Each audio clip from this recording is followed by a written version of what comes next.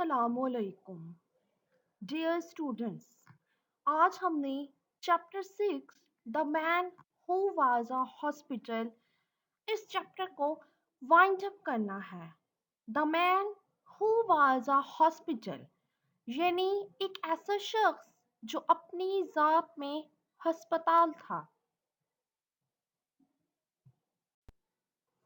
Chapter का 6th paragraph देखते हैं।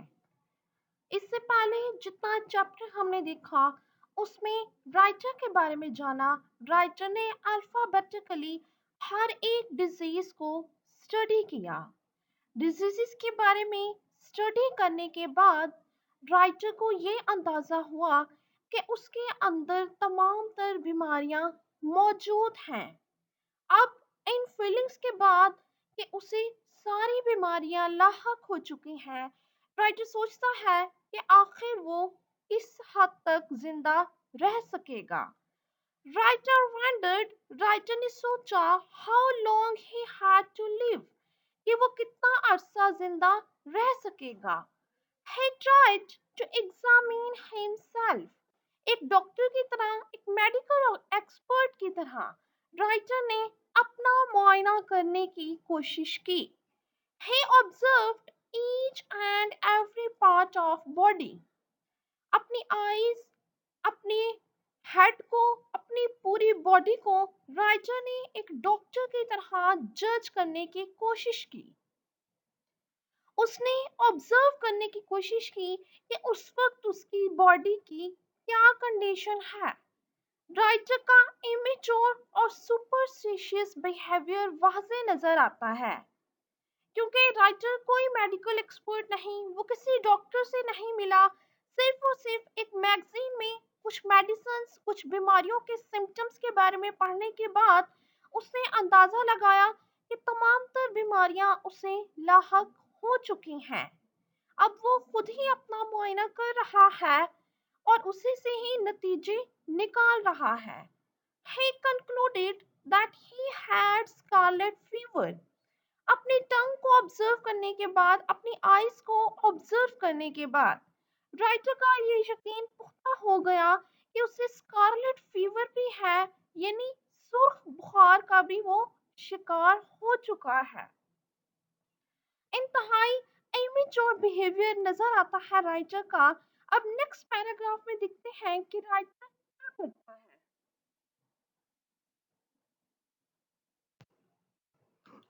7th paragraph. Writer went to British Museum as a happy and healthy man. Writer जब British museum में गया तो उस वक्त वो बेइंतहा खुशी के साथ एक सेहतमंद शख्स की सूरत में गया। यानी उस वक्त उसने ऐसा कुछ सोचा ही नहीं था कि डिजीजेस के बारे में वो पढ़ेगा और उस पर ये इंकशाफ होगा कि ये तमाम डिजीजेस उसमें मौजूद हैं। But he returned as decrepit wreck. लेकिन वापस वो एक तबाह हाल शख्स की सूरत में आया। जब राइटर गया वो बहुत खुश था, एक सेहतमंद शख्स था, लेकिन वहां जाके अपनी सुपरस्टिशियस नेचर के हाथों मजबूर होके उसने डिजीजेस का मुआयना करना शुरू किया और फिर खुद ही से ये अज्यूम कर लिया कि सारी बीमारियां उसमें मौजूद हैं। अब ये इंकशाफात होने के बाद कि सिवाय एक हाउसमेड्स के राइटर में सारी बीमारियां मौजूद हैं, तो राइटर ने सोचा क्यों ना फाइनली डॉक्टर को दिखा दिया जाए। He decided to go a doctor. He thought to do a good turn at doctor. Writer ने सोचा कि क्यों ना डॉक्टर के पास जाके उस पे एहसान किया जाए कि एक ही पेशेंट के थ्रू वो डिफरेंट डिजीजेस की प्रैक्टिस कर लेगा। डॉक्टर राइटर का अपना ही चाइल्डहुड फ्रेंड था। राइटर डॉक्टर के पास पहुंचा। डॉक्टर ने उससे उसकी प्रॉब्लम पूछी कि उसके साथ क्या मसला है, क्या प्रॉब्लम हुई है। अब देखते हैं नेक्स्ट पैराग्राफ में कि राइटर का आंसर क्या है और डॉक्टर का रिएक्शन क्या है। 8th paragraph. Writer told him about all his diseases. Writer doctor के पास जा चुका है. राइटर उसे अपनी सारी डिजीजेस के बारे में बताता है. He had all diseases except housemaid's knee. Writer ने डॉक्टर जो कि उसका चाइल्डहुड फ्रेंड था उसे अपनी कंडीशन बताई. राइटर ने उसे बताया कि अल्फाबेटिकली ए टू जी हाउसमेड्स नी के अलावा उसे सारी बीमारियां लाहक हो चुकी हैं. Doctor observe the writer in a different manner. ये जानने के बाद डॉक्टर ने राइटर का मुआयना किया एक मुख्तलिफ तरीके से. उसने इसके सीने पर हिट किया, इसके जिस्म को ऑब्जर्व किया. Then he wrote a prescription.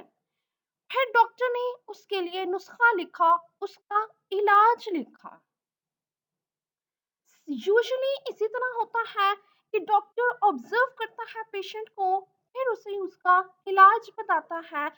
Same doctor ने किया, इलाज उसे लिख के दिया. Writer took it and went out. Writer ने ये प्रिस्क्रिप्शन लिया. राइटर ने इसको खोल के ना देखा, ना ही डॉक्टर ने उसको ऐसा करने का कहा.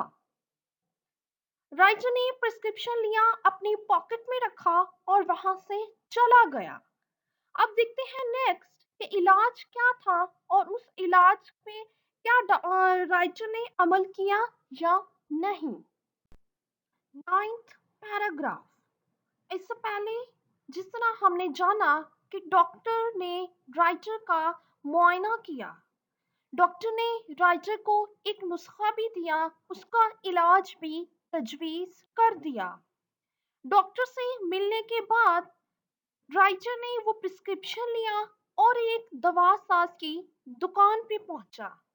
Writer give prescription to a chemist. Writer वहां पहुंचा, उसने केमिस्ट के हाथ में वो नुस्खा थमाया ताकि वो अपनी मतलूबा चीजें ले सके. Chemist had not all these things. Chemist ने प्रेस्क्रिप्शन लिया, उसको पढ़ा और उसके बाद राइटर को इनकार कर दिया. ये कहा कि हमारे पास ये सब कुछ नहीं है. राइटर ने पूछा, क्या तुम केमिस्ट नहीं हो? केमिस्ट ने कहा, जी हाँ, मैं केमिस्ट ही हूँ, दवा साजी हूँ, हमारे पास दवाइयाँ मुयस्सर हैं, लेकिन आपकी प्रिस्क्रिप्शन में जो चीजें सजेस्ट की गई वो हमारे पास मौजूद नहीं है. अगर उसके पास कोई फैमिली कोऑपरेटिव होटल होता तो जरूर वो राइटर की हेल्प करता. राइटर का प्रिस्क्रिप्शन आम पेशेंट्स की तरह नहीं था. उसमें किसी किस्म की टैबलेट्स या मेडिसिन्स नहीं थी, क्योंकि राइटर को कोई एक्चुअल डिजीज थी ही नहीं. राइटर सिर्फ और सिर्फ अपने सुपरस्टिशियस बिहेवियर की वजह से खुद ही अज्यूम करता चला गया कि उसे तमाम तर बीमारियां लाहक हैं. इसीलिए उसका इलाज जिस्मानी नहीं जहनी था. The prescription was consist of. अब प्रिस्क्रिप्शन देखते हैं, इलाज देखते हैं कि राइटर को डॉक्टर ने क्या इलाज सजेस्ट किया. 1 LP beef steak every 6 hours. Doctor ने एडवाइस की कि हर 6 घंटे के बाद 1 पाउंड बड़ा गोश्त लें. 10 mile walk every morning. हर सुबह 10 मील लंबी वॉक करें. Bed at 11 sharp at every night. और हर रात ठीक 11 बजे बिस्तर पर चले जाएं, यानी सो जाएं. राइटर का इलाज कोई मेडिसिन, कोई टैबलेट्स, कोई पेन किलर्स नहीं थे, बल्कि उसका इलाज यही था कि वो अपनी खुराक पे फोकस करता, अपनी वॉक पे फोकस करता और अपनी नींद पे फोकस करता. सबसे इम्पोर्टेंट एडवाइस जो डॉक्टर ने की, जो डॉक्टर ने किया, and don't stuff your head with things you don't understand. अपने दिमाग को ऐसी चीजों में मत उलझाइए, अपने दिमाग को ऐसी चीजों में मत खपाइए जिनके بارے میں آپ جانتے ہی نہیں۔ رائٹر نے کیا کیا؟ نہ ہی وہ کوئی میڈیکل ایکسپرٹ تھا، نہ ہی اس کا میڈیکل کی فیلڈ سے کوئی تعلق تھا، پھر بھی خود اس نے ڈیزیزز کے بارے میں پڑھنا شروع کیا اور یہ ازیوم کیا کہ تمام تر بیماریاں اسے لاحق ہو چکی ہیں۔ ایسے پیشنٹس کے لیے ڈاکٹر نے بہت ہی اچھا نسخہ تجویز کیا کہ ایسی باتوں کے بارے میں نہ سوچو، ایسی چیزوں میں اپنے آپ کو نہ الجھاؤ جن کے بارے میں آپ جانتے ہی نہیں۔ ہوپ سو چیپٹر آپ کو سمجھ آ گیا۔ آل دا بیسٹ۔ اللہ حافظ۔